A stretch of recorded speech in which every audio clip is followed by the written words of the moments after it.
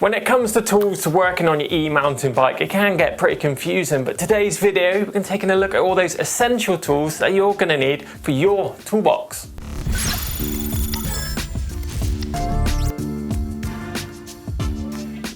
Well, it all starts here, of course, in this Allen keys. These things range in size from 2mm all the way up to 10mm. That's going to be the most useful sizes for working on your bike. Obviously, the multi-tool Allen key set will have multiple Allen keys in there, all at easy reach, and always have the most common sizes on there.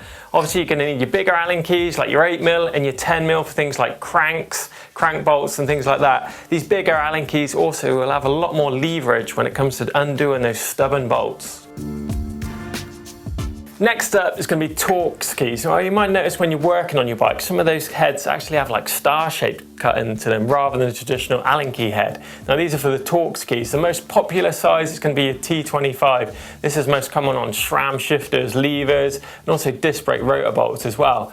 Obviously, you can get a multi-tool with TORX keys in there, but your T25 on a T-handle is going to be the most common one that you're going to need. These are especially good for getting a bit more leverage and for spinning those annoying rotor bolts up. Pumps, you're going to need a pump, and obviously this is a big track pump. They come in all different styles and all different sizes.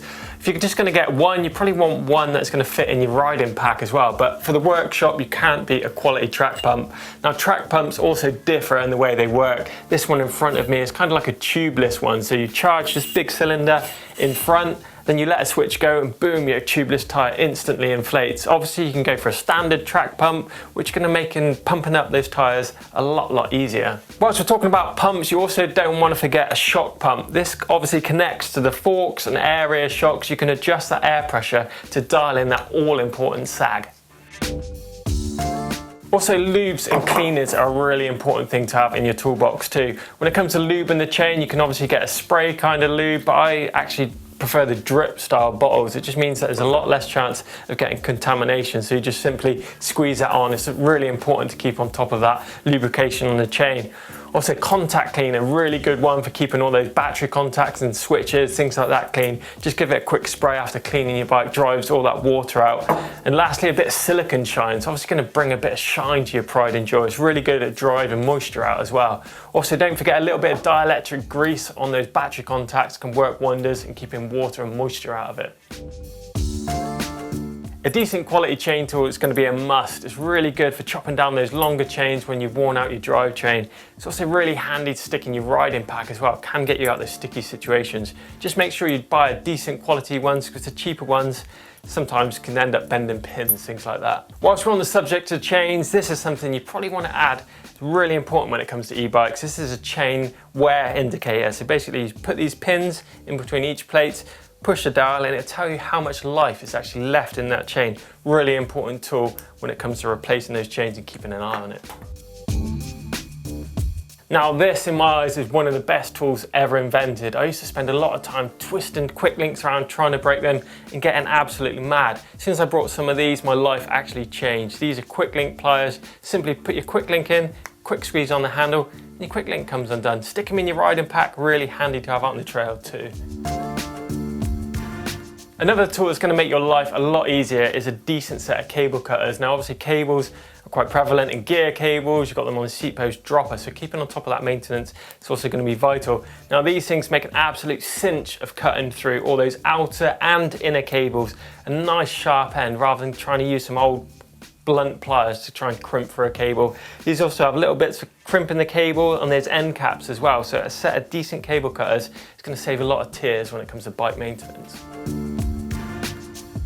When it comes to your e-mountain bike drivetrain, it's quite a high wear item, and obviously you're going to need to replace the chain ring and the cassette. Now, to remove the cassette, you're going to need a few tools as well. Obviously a freewheel removal tool like this literally slots into the lock ring, or the SRAM XD system, you literally turn the whole cassette off of the cassette body. Now, these quite easy, they come in lots of different sizes as well, so just make sure you get the correct one. Some of them have a spline for like a 12mm axle that literally slots straight in to mean the tool won't fall off. So try and get one of those to suit your actual free hub body itself. Next up, obviously a chain whip to hold on to this cassette, because you'll find when you come to undo the cassette, it wants to freewheel. So you're going to need to clip one of these on, hold the cassette still, slip your freewheel tool in, undo the lock ring and slide the whole lot off. Essential items for sure. Definitely don't want to be forgetting a decent set of nitrile gloves as well. These are really good at protecting your hands on those really dirty jobs where you get oil and grease all over them. So protect your hands and stop getting all that horrible stuff all over your skin. And some bonus items you might want to add to your toolbox. There's going to be some tyre levers to remove those stubborn tyres, torque wrenches to make sure you're torquing those bolts up to the manufacturer's specifications, and a decent adjustable spanner to make sure you can undo those stubborn freewheels, things like that. One with a decent handle on it, a bit of extra leverage. And obviously my favourite one for post-maintenance sessions, it's got to be a pizza cutter, just like this one from Park. Really good for that nutrition after doing those hard to do jobs. But if you've enjoyed today's video, be sure to subscribe to EMBN. If you want to see some more maintenance videos, check these two out down here and here. Give us a thumbs up if you enjoyed it. Drop some comments in the contents of your toolbox below. Give us a thumbs up if you enjoyed it, and we'll see you in the next one.